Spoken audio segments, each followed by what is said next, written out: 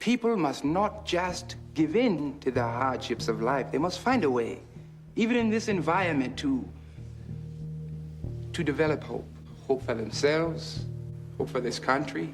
Now, I think that is what black consciousness is all about. Now, without any reference to the white man, to try and build up a sense of our own humanity, our legitimate place in the world.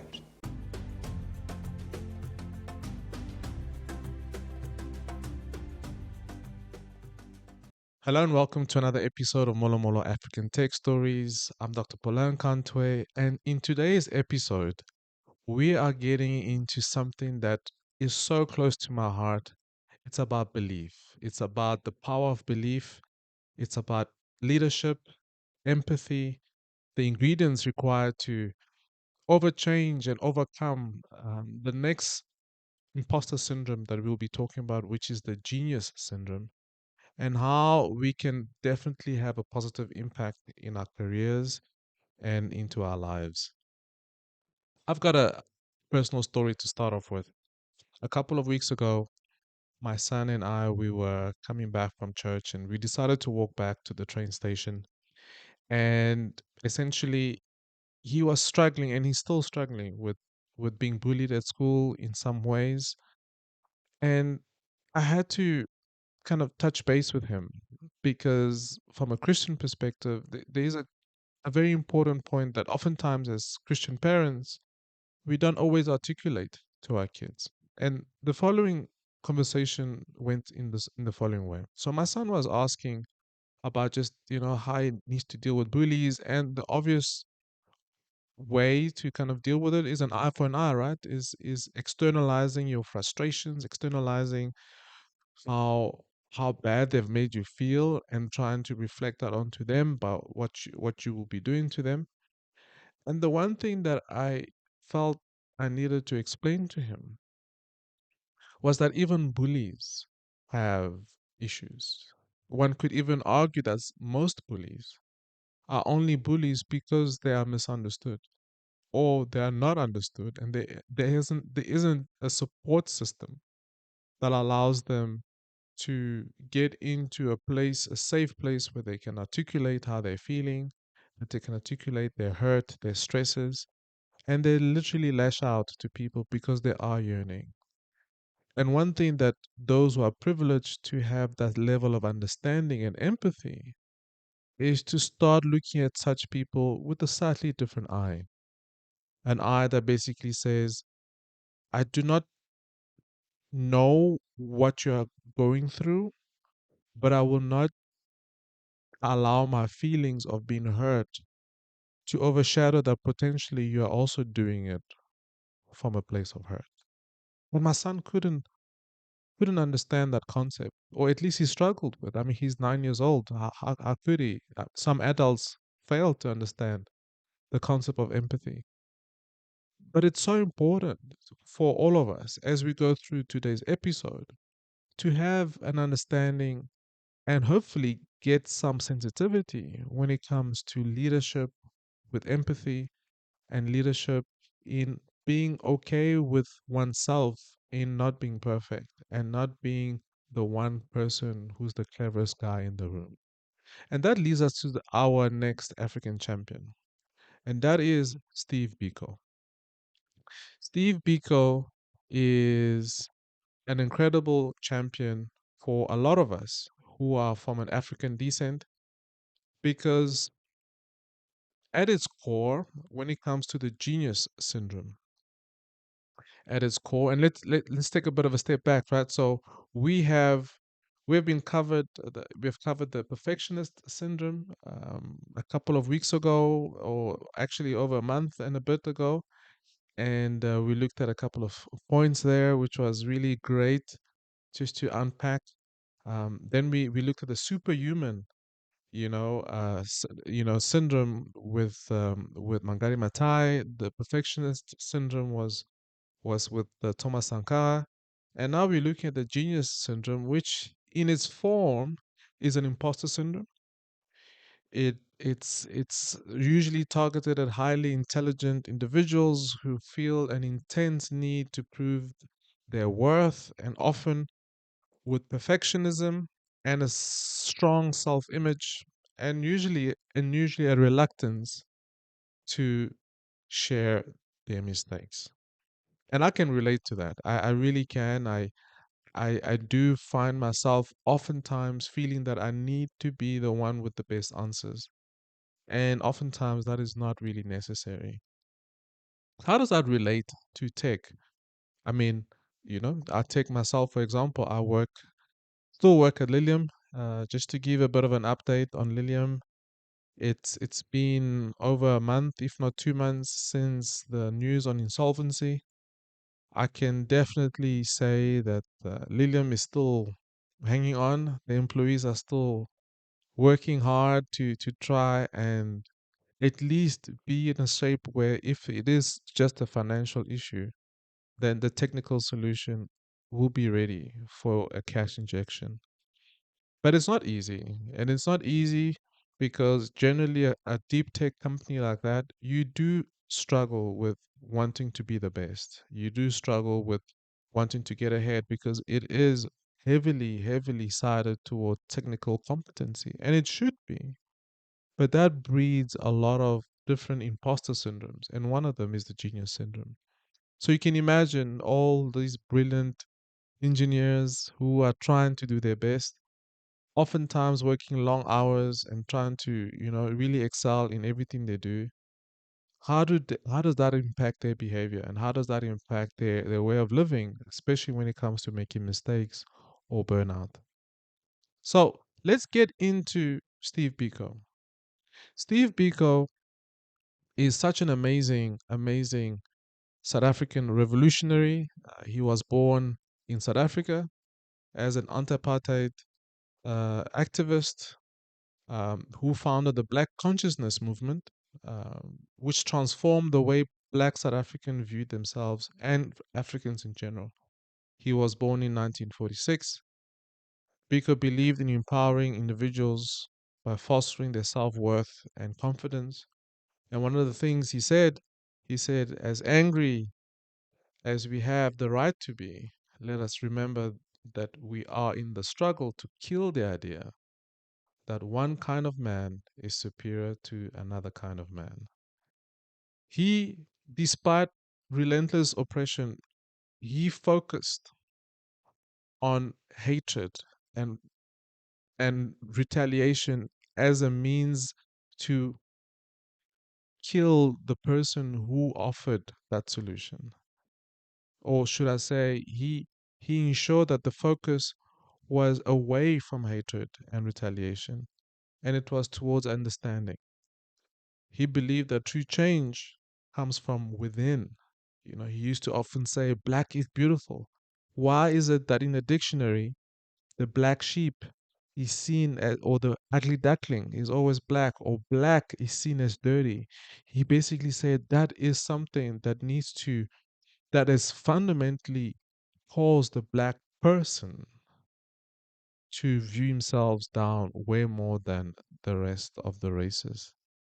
And even towards the oppressors having a misconception of who should be free. And at the time, Black South Africa was oppressed.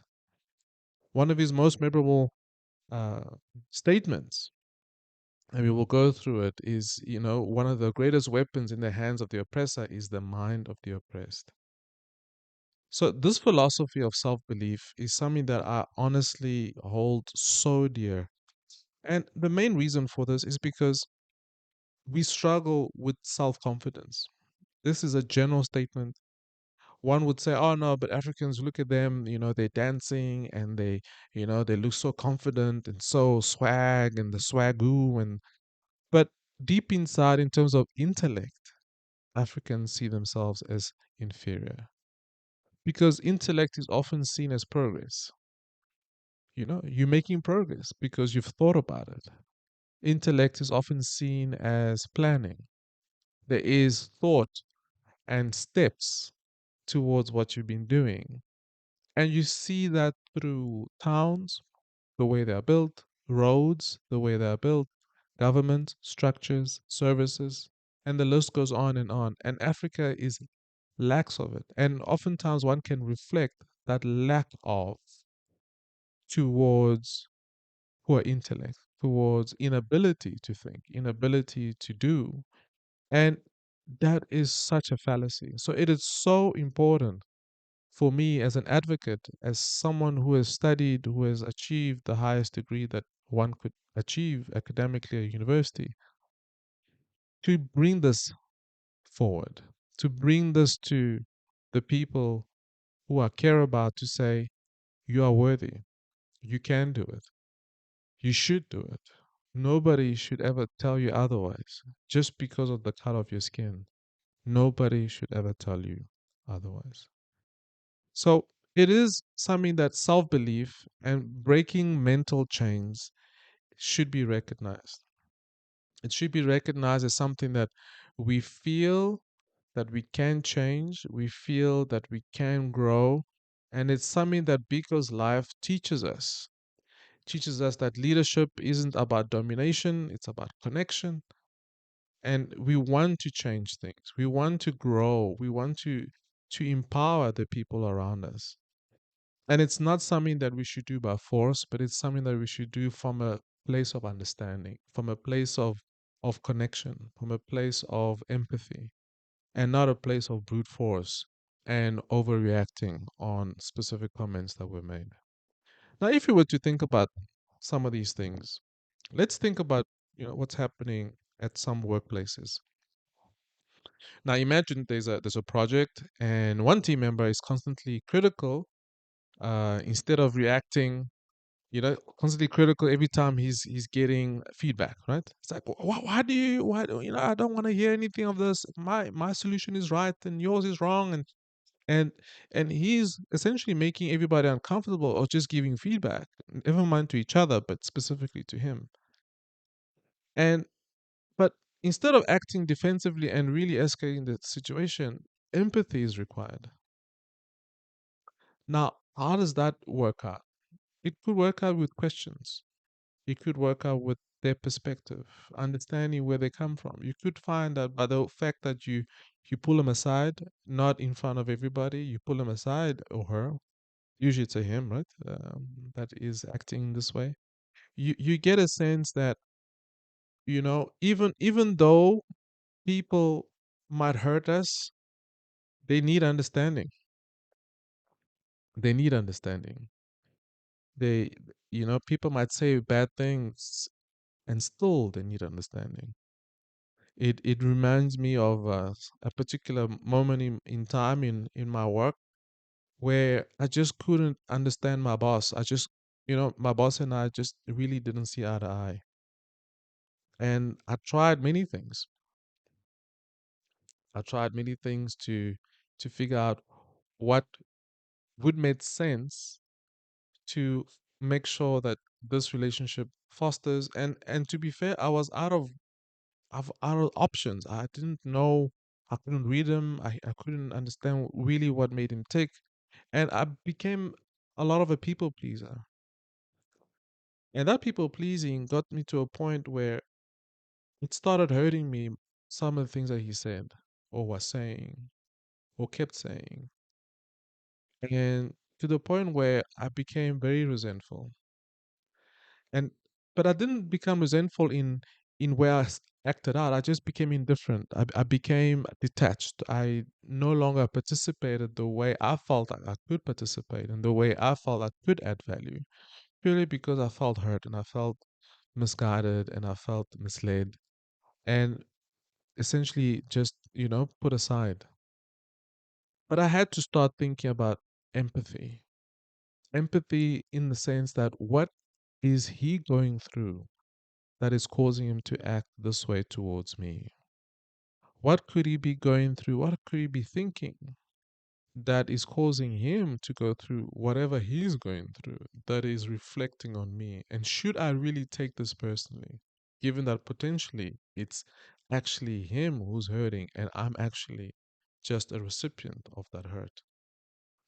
And I think once you start realizing that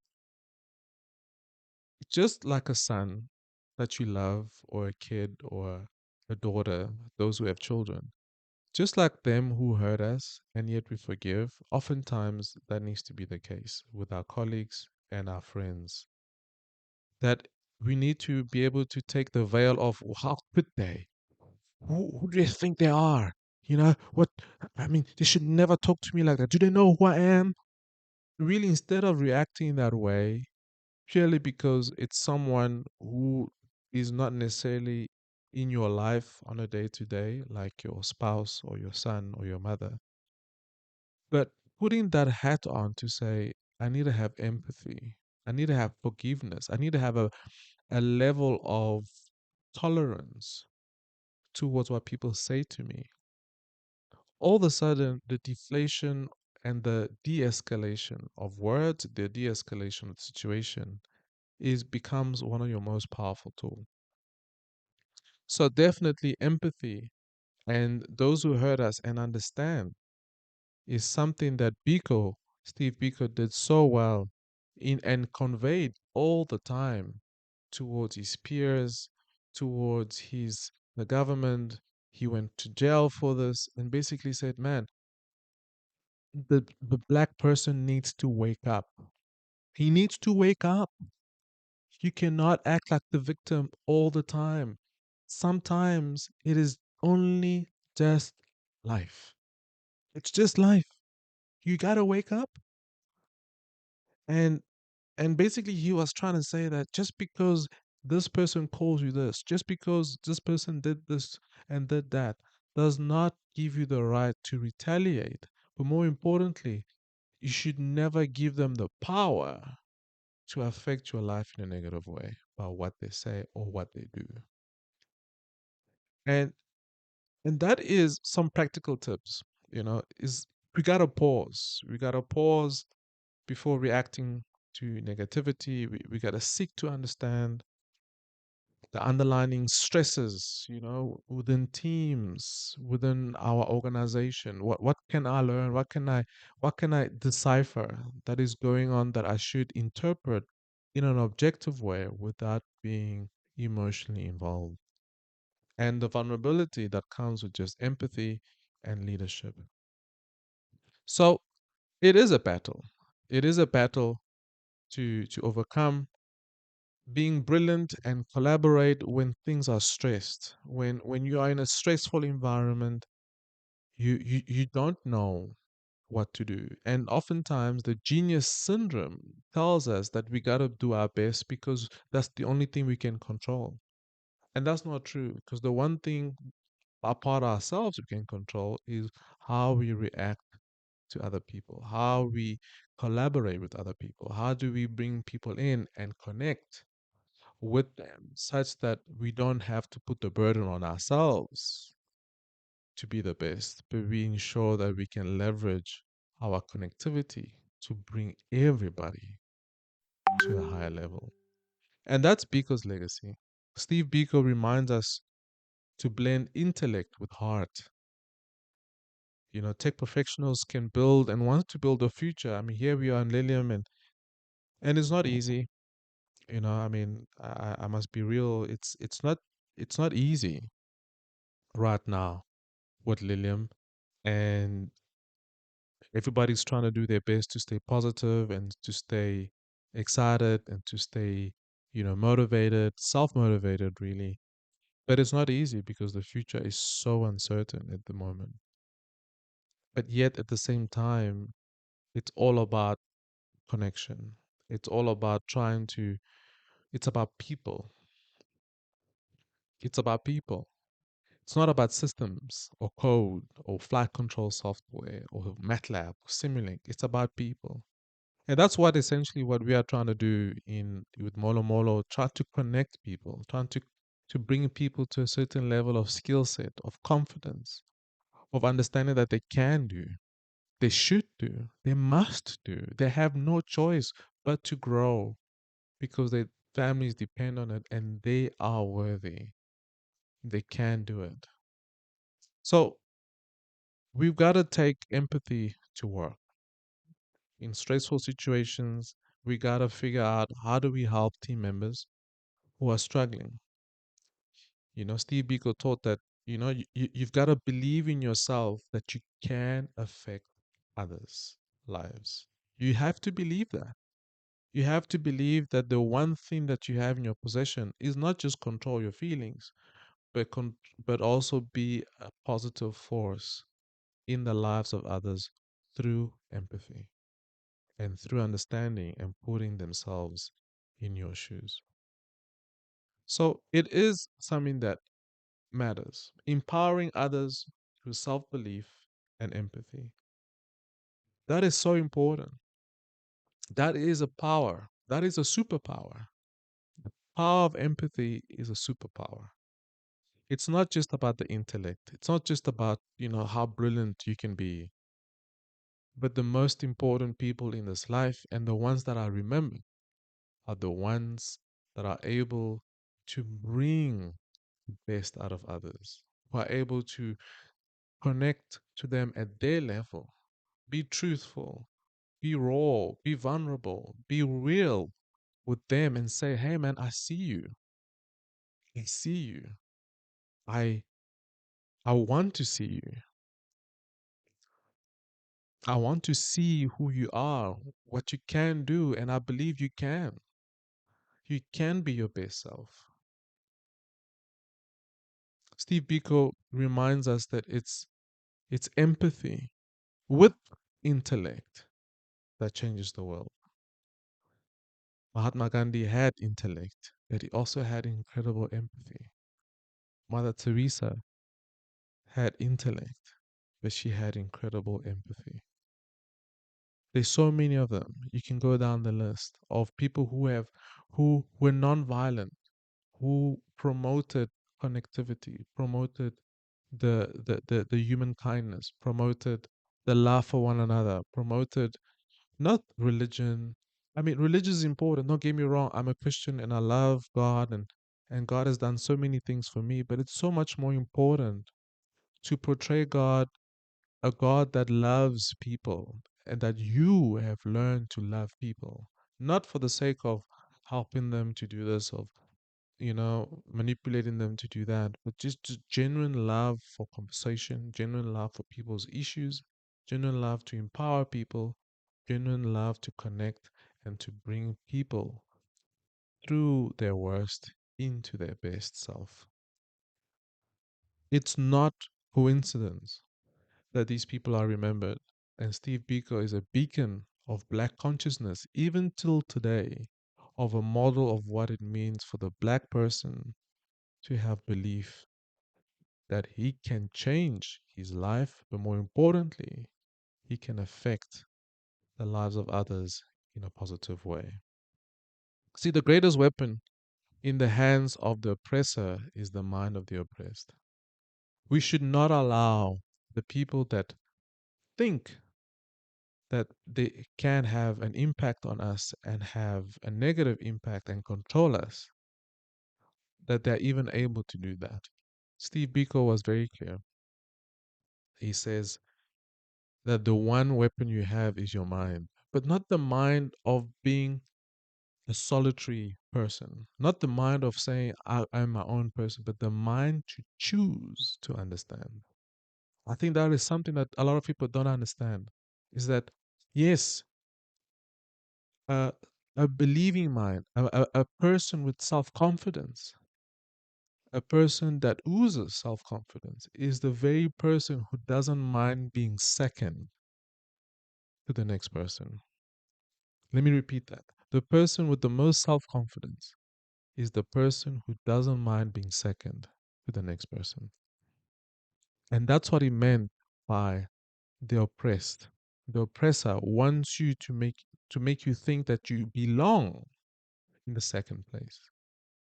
But taking your mind back says that I choose to be second, and I allow you because you have yet to learn the empathy. You have yet to learn to take the shackles of thinking you need to be superior to be valuable. But I've chosen to be second because I know that it doesn't matter anyway. Whoa, amazing. That is the mind of someone who has gained self belief, has gained a certain level of understanding, has gained a certain level of maturity. Yeah, just maturity. Has realized that his maturity or her maturity is not dependent or not validated by what people say, but purely by how they live their lives. It's all within their sphere of influence, how they see themselves. And that is the mind of the oppressed versus the mind of the oppressor. So leadership isn't about domination, it's about connection. It's about understanding that you and I, who are leaders in our field, you and I, who have chosen to be expert, subject matter experts in the different fields, we should strive to find connection. We should strive to bring people together. We should strive to make people smile.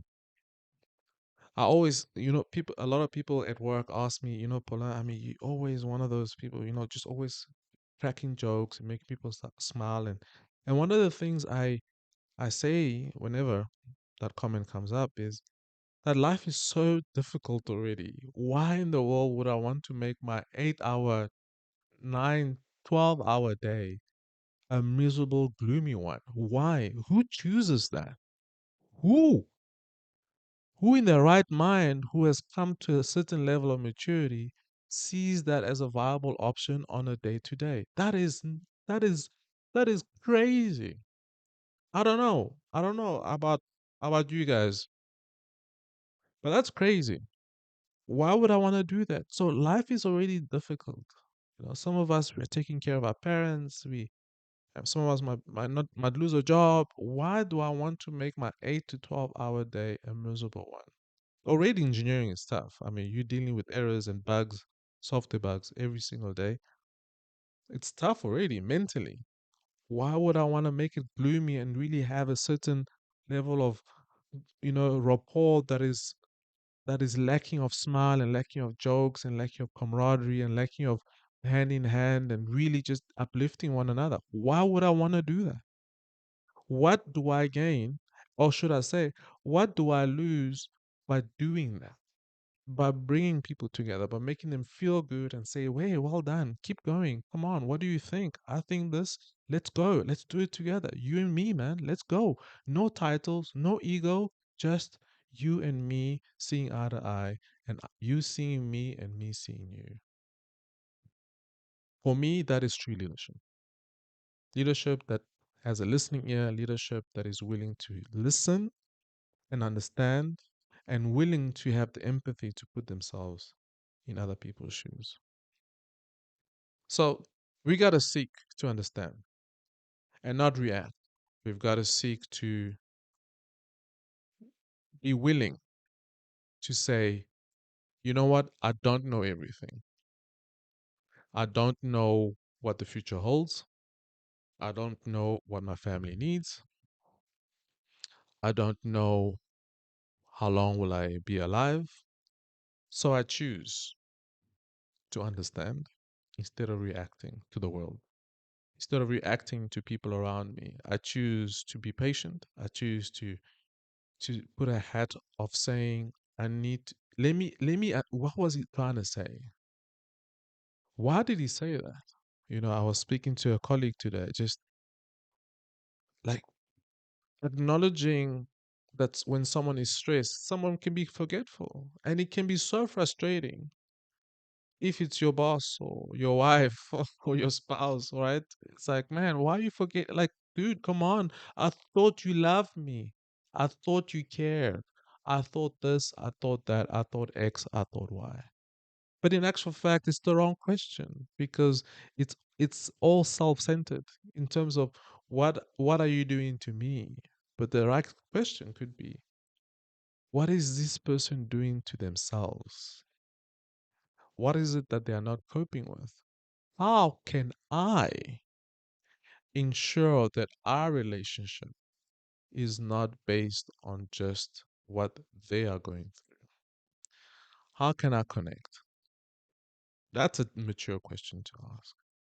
That is what will break down the genius syndrome of feeling like you have to be the best and not show mistakes. It will break down to the point where it's about empathy. It's about saying, "Hey, how can I be different for this person?" Blend intellect with heart. And I will close out with this.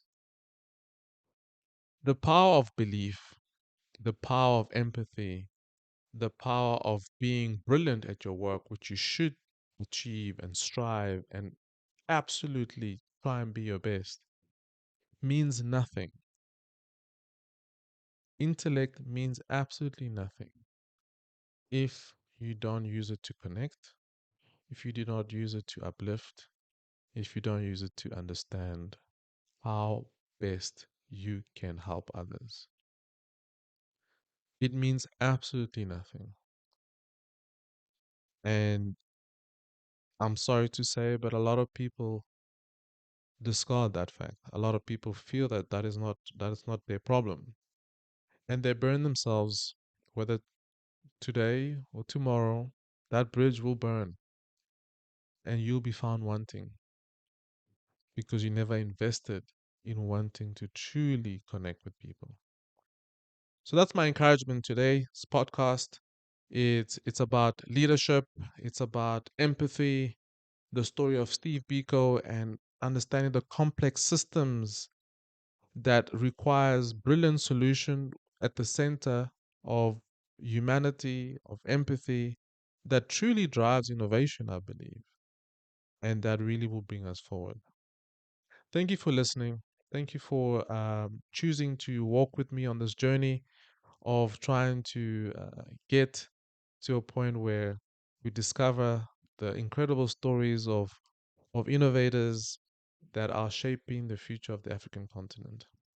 I'm Paulo Nkantoe. Until next time. Ciao.